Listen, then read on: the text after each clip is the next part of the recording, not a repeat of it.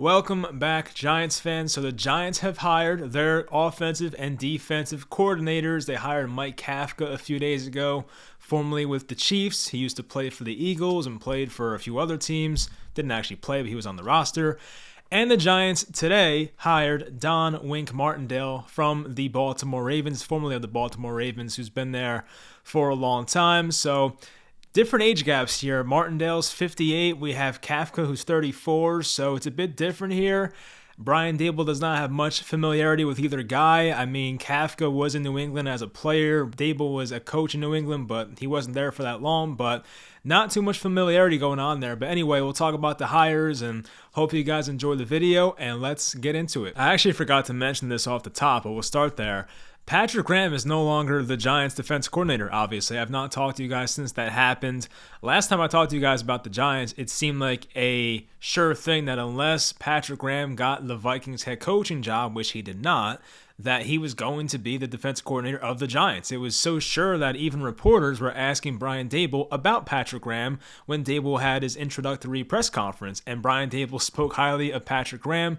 It seemed like it was a foregone conclusion that unless Patrick Graham got a head coaching job, he was going to stick with the Giants. But then Josh McDaniels, who of course Patrick Graham knows from the Patriots, gets hired to be the Raiders head coach. And then all of a sudden, next thing we know, out of nowhere, a few days ago, Patrick Graham goes to the Raiders. So, hey, I mean, good for Patrick Graham. I guess it makes sense because I guess, Joe Judge and Patrick Graham had the connection. There is no more Joe Judge here. Patrick Graham has to worry about his job security and works with people that he trusts and is friends with. And the Raiders have some defensive talent, of course. So, look, I get all that. So I hope Patrick Graham has a good future over there. But he was a really good defense coordinator here with the Giants and definitely really outperformed what he was supposed to do as compared to the offense that was just about as bad as can be. So anyway, hopefully Patrick Graham has a good future there with the Raiders. Now for our new defensive coordinator, Don Martindale, who was with the Baltimore Ravens. He's been a linebackers coach in the past. He's been the Ravens defensive coordinator since 2018. And since that time, I mean, Baltimore's had some really good defensive seasons. Just going down the line here. So in 2018, Baltimore's defense was second best in the NFL in points per game allowed, and they were number one in yards per game allowed. So I must say, Baltimore had some very impressive defensive talent at that time. They still had Terrell Suggs. They had Eric Weddle.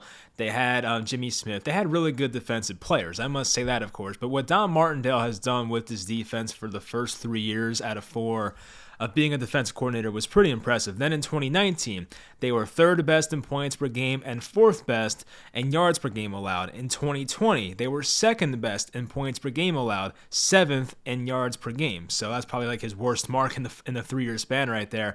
But then 2021 happened, and Don Martindale only had a year left on his contract after this year. So there was some uncertainty about his future in the first place. And Baltimore's defense, I mean, they had a bad year last year, but it has to be due to injury. I mean, they had no Marcus Peters all year. They lost Marlon Humphrey. They lost Deshaun Elliott. They lost Yannick Ngakoue in free agency. They lost Matthew Judon in free agency. This was not an easy situation for a defensive coordinator in the first place due to the loss of talent. So in 2021, Baltimore was 19th in points per game allowed. The Giants were 23rd, just to keep that in perspective.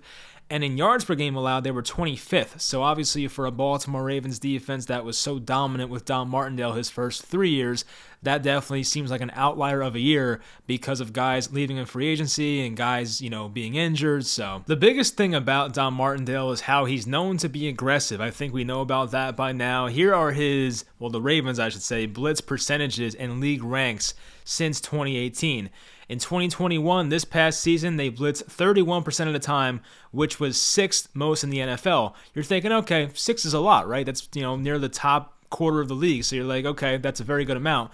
But for Don Martindale's history, that's not a lot at all. 31% is like 8% lower than any other season. So in 2020, they blitzed 44% of the time. That was number one in the NFL by 4%. In 2019, this was the insane one, they blitzed 54.9% of the time. First in the NFL by 11%. Second place was 11% lower in blitz percentage than Don Martindale. So this guy is just the definition of aggressive, let's be honest. 2018, his first year as DC, They blitzed 39.6% of the time. That was still first in the NFL. So the Ravens under Martindale were number one, and number 6 in terms of blitz frequency. So this man, as long as he has a secondary, he will be aggressive. And in an article I read before about Martindale, he believes that it's better to spend big and put more into your cornerback position because he trusts his scheme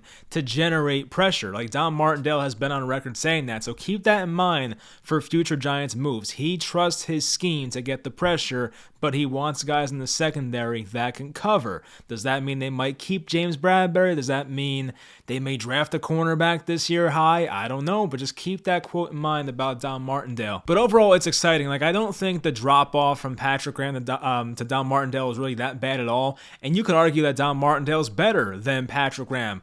I liked Vic Fangio a lot. I've always been a fan of his scheme. That's the guy I wanted. But Don Martindale is still a great option. I mean, he is a bit older, of course, but still, I mean, he has a resume of being a really good, really aggressive defensive coordinator.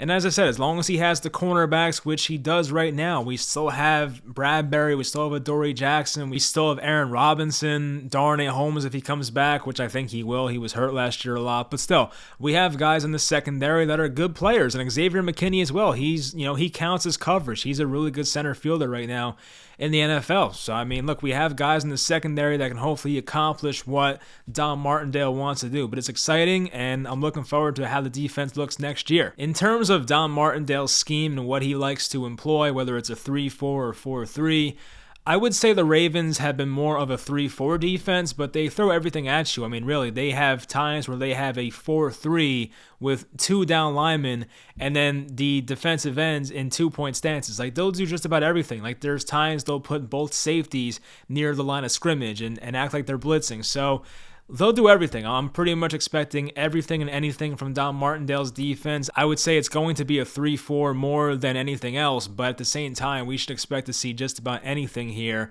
But as I said, he wants to rely on his corners for coverage, and he wants to generate pass rush with the other guys on the field. Now for the offensive side of the ball, we have Mike Kafka, the 34-year-old, now the offensive coordinator for the New York Giants. So there's not much you can say in terms of what his scheme's going to be because Kafka's never been a play caller for the Kansas City Chiefs, but he has been with the Chiefs since 2017. That was Patrick Mahomes' rookie year, and Mahomes has given Mike Kafka a lot of credit to get him where he is today. So that, of course, is very important news. The thing that excites me the most about Kafka is that he's been with Andy Reid for a long time because those of us who have been Giants fans since about 2010, 2011, we remember that Mike Kafka once came in against the Giants after Michael Vick got hurt, and Mike Kafka came in through a couple interceptions, so he wasn't the best player, but hopefully a better coach, but we have seen Mike Kafka play before. So he was a player for Andy Reid, and now he was a coach along with Andy Reid in Kansas City. So, Andy Reid's been one of the best offensive minds in football for a long time. Their route concepts, the pre-snap motion, they put up a ton of points every year. Doesn't matter if it's Alex Smith or Mahomes, they always found a way, even back in Philadelphia. So Andy Reid's always been a really great offensive mind, and Mike Kafka has learned under that for a long time now. So that's exciting. Of course, he has all the experience he would want. So this part's interesting. I think Mike Kafka and Brian Daboll may have crossed paths before because Brian Daboll was working with the Patriots at the time that Mike Kafka signed with the Patriots as a player. So this was back in 2013, and Mike Kafka was signed to compete for the backup role with Ryan Mallett to be the backup to Tom Brady. But unfortunately for Kafka, the Patriots signed Tim Tebow shortly after, so Kafka's stay with the Patriots was not that long. But maybe at some point during their New England stay, Brian Daboll and Mike Kafka met along the way, and that was when Kafka was a player and Brian Daboll was a position coach. So as I said, it's going to be hard to know what Mike Kafka is going to be. I can't sit here and say this is a great hire or sit here and say this is a bad hire. It's a wait and see. I do like that it's out of the box, and a lot of NFL teams have looked at Mike Kafka in a very high regard the past couple of years when head coaching positions open up or offensive coordinator positions open up. And it's always been assumed that whenever Eric Bieniemy got a head coaching job, which we thought he would the past few years, that Mike Kafka would just slide in and be the offensive coordinator for the Kansas City Chiefs. But that has not happened yet. Of course, Eric Bieniemy is still there. There's rumors about him leaving now, but Bieniemy is still the OC for the Chiefs currently. And Mike Kafka took this opportunity to kind of get a promotion, if you will, and be the OC for the Giants, but it really does come down to who's calling the plays. Is it going to be more of like a Brian Dable scheme or a Mike Kafka scheme? Like, I'm sure they're both going to use this as a collaborative effort and really combine both of their brains and come up with the best offense possible, which excites me because we know Brian Dable's offensive history with the Bills, and we know Mike Kafka's coming over having learned under Andy Reid for a long time. So if you put those two minds together, I'm hoping the Giants have a really great, innovative offense that uses pre-snap motion and has downfield route concepts and gets the ball in the hands of their playmakers. Like, that's all I want. I just want a creative offense. I want us to look like Kansas City's offense, of course. I want us to look like, Sean McVay's offense. I want to look like a more modern day offense, because watching Jason Garrett's offense the past 2 years, it's like we were stuck in like the early 2000s, late 1990s watching that. Like, it was terrible. So hopefully this is more of a modernized approach to a, just a current day NFL offense. So I'm pretty optimistic about it, though. I think Kafka, there is a lot of positives to take away here, and I do remember an Andy Reid quote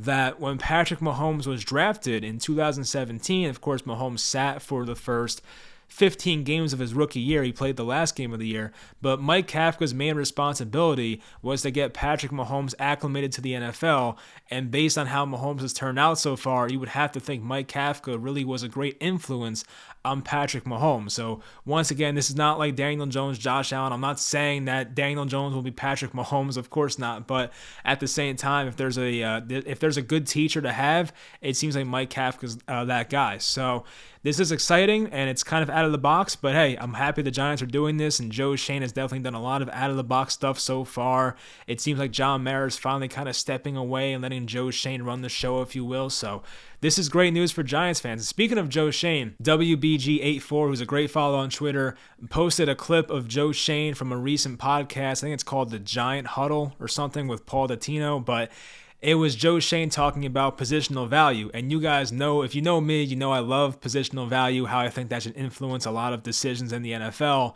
And they asked Joe Schoen about positional value, and he basically said everything I believe to a T. So like, Joe Schoen is just saying all the right things right now, and I'm very excited about this. And he's cleaning out the front office, it seems like, so far. Some guys who have been there for a while are leaving, and we're getting a whole new coaching staff. So there's a lot of newness with the Giants, and we need that. The Giants needed to clean house. There was a lot of bad habits and a lot of losing here the past decade, especially the last 5 years. So I think everything is moving in the right direction. As I said, I'm not expecting to make the playoffs next year, but we'll see. I think the Giants, though, should be a competitive team by 2023 or 2024, the latest. So we'll find out what happens there. But it's exciting times, exciting stuff. Hope you guys enjoyed this video, and I'll talk to you guys next time.